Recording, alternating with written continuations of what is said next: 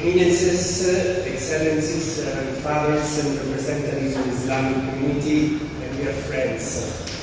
First of all, I want to thank the opportunity you gave me to be here in this interesting conference. It's an honor for me to represent in this assembly the community of Sant'Egidio. That is a Catholic ecclesial organization deeply rooted in the civil societies and involved in the ecumenical and interreligious dialogue in order to promote peace and coexistence. A few words about the community of Sant'Egidio. Sant'Egidio was born in 1968, right after the Second Vatican Council. An initiative of Professor Andrea Riccardi. It started its steps in secondary school, and with years it has become a network of communities in more than 70 countries of the world, with more than 80,000 members. The community pays attention to the periphery and peripheral people, gathering men and women of all ages and conditions, united by fraternal tie through the listening of the gospel and the voluntary and free commitment for the poor and peace. Prayer, poor and peace are its fundamental points of reference. Prayer based on the listening of the Word of God is the first deed of the community. It accompanies and guides our life. The poor are brothers and sisters, friends of the community, friendship with whoever is in need, elderly, homeless, migrants, disabled people, prisoners, street children, is the distinctive trait of the lives of the members of Sant'Egidio in all the continents. The awareness that war is the mother of all the poverties has driven the community to work for peace, to protect it wherever it is threatened, and to help rebuild it wherever needed. The work to foster peace is lived not as a professional business, but as a Christian responsibility, part of a bigger service of reconciliation. Sant'Egidio took its first steps on the international peacekeeping work in the early 80s. First in Mozambique, where millions were dying in the civil war, then across the African continent, in the Balkans, in Latin America. Nowadays, Sant'Egidio's commitment to peace knows no boundaries. Thanks to its effort, the community has become an independent international player whose authority is recognized and appreciated by various states and international organizations like European Union, United Nations, African Union, etc. As a community of people committed to dialogue at all levels, not a professional body, Sant'Egidio has built up a strong credibility and the skill to positively intervene in situations usually reserved for politicians and diplomats. In addition to the parties involved in the conflict, we involve many states and non-state actors as well, helping parties to come closer to one another. In fact, we believe that in the synergy between states and non-state actors, we are against any competition during a mediation. Finally, in its work for peace, Sant'Egidio draws on its widespread network of contacts and interreligious relationships acquired in more than 20 years of work in dialogue between great world religions, with at its center the annual International Interreligious Meeting of Prayer of Peace, held every year with the presence of more than 400 religious leaders from different churches, Christian denominations, and religions. The art of dialogue in a civil society.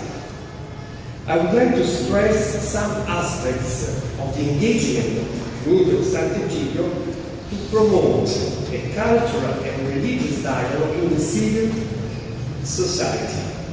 as an answer to the imperative necessity of the contemporary world.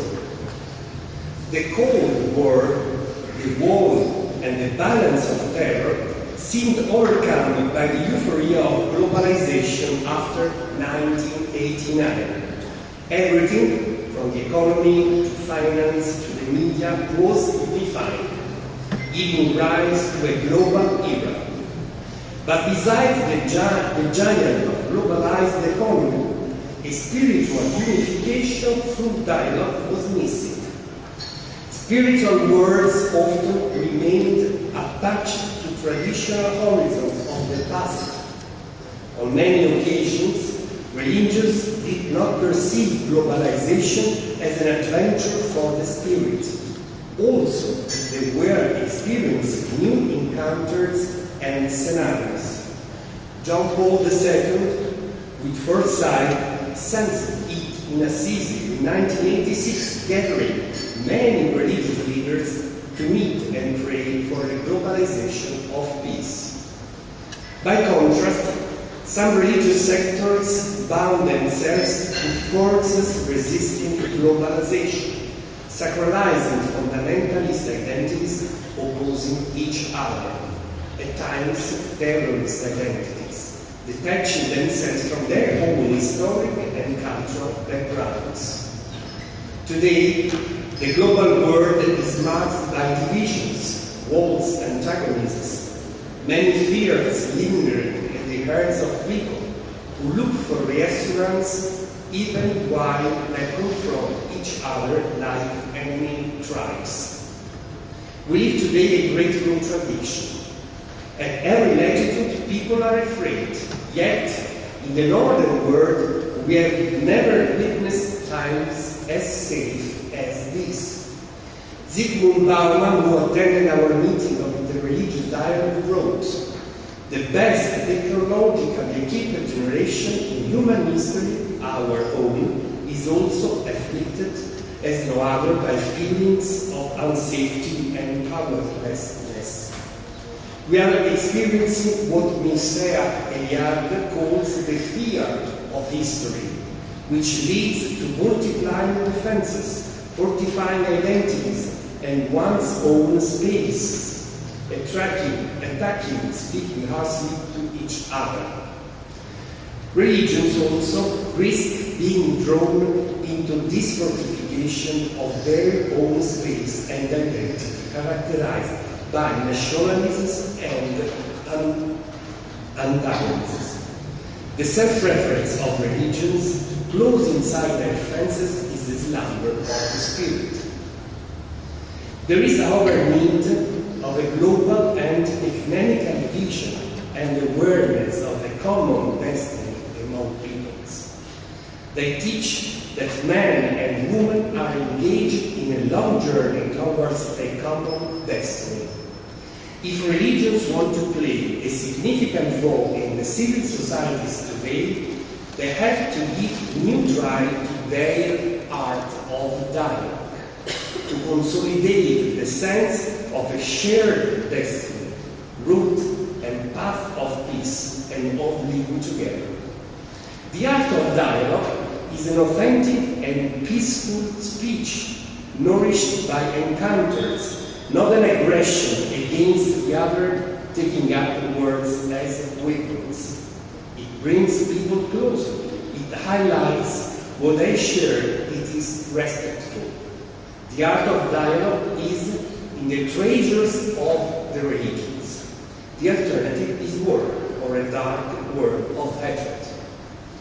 A spiritual man of the 20th century, St. Paul VI, the Pope who is canonized now by the Catholic Church, once said, "Behold, the transcendent origin of dialogue in God's very intention.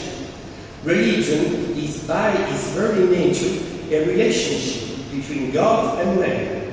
Prayer expresses such a relationship through dialogue." He meant that to be religious is to be a person in dialogue. In their thousands of years of wisdom, haunted by prayer and by being in touch with the suffering of men and women, religions are real workshops of humanity. They are not a think tank or social institutions, but living organisms. They gather and listen to the yearning of men and women. They are not ideologies, they are communities, rooted in different lands, close to the sorrow, the joy, and the sweat of people. From the depth of their tradition, from different paths, religions lead to the depths of their faith and not in the surface of ideology, educate to dialogue as transcendence from the self in prayer, which opens up to an encounter. The new fundamentalists, however, want to strip religions of their profound and stratified ties to culture. They wish to unculturate them and reduce them to blunt weapons of ideologies. On the contrary, religions are also the stratified culture of peoples. They combat ignorance, even when it is presented as holy, and fanatical simplification, recalling our shared human nature, which is God's will. We are convinced that every religion, at its best, tends to peace, even if religion in itself is a weak force. It is alien to arms, to political power, but it does possess the strength of the spirit, which can make it strong, invincible, and ultimately victorious. This is the specific contribution to the soul of the people that religions can transmit. Peace and borders.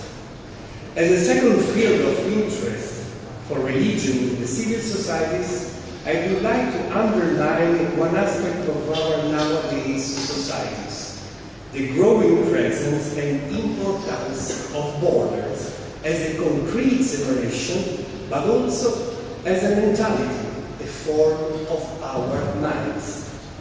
And I cannot avoid to remind here in Rest the painful borders that are the islands of Lesbos, Samos, Chios, where Europe seems to have forgotten the duty to preserve the human dignity. Peace without borders, it may sound as an utopian slogan. Are not borders a barrier against instabilities? The borders, which have been marked throughout the centuries, identify countries and are linked to their national identities, like the walls of a house providing intimacy and identity to a family. To live in the global world, we all need a house with a bounded perimeter, a nation, a language, a culture represent a house. The problem is not the existence of borders. Rather, it is how we interpret borders in a large and sometimes terrible world. Borders that are rejected or imbued with hatred often destroy the world, create a conflictual climate. Men and women of faith are described by religious texts as those who turn their eyes to the sky, beyond the borders. The sky cannot be imprisoned within borders. We want to describe peace as a global significance, even if it is unfilled meaning of this great idea has been lost. We are too accustomed to the absence of peace. However, in the globalized world, as terrorism shows, nobody is safe. My borders do not protect me. Let's think about the ecological issues that nowadays many finally perceive as decisive. If we want to save our country from destruction, we have to save the earth. Often, we handle a global reality with policies and instruments of the past, which are inadequate for the present dimensions. The walls fall down, and and the walls rise again at the same time. It is what we are experiencing now. An anniversary prevails to our attention, November 9, 1989. 30 years ago, the Berlin Wall fell down and the Cold War of closed borders and walls ended. In 1989 was the great surprise of a peaceful change, but in the new global world, just few were truly global visions. Just a few were nourished by a large and generous spirit. In 30 years, new borders have risen.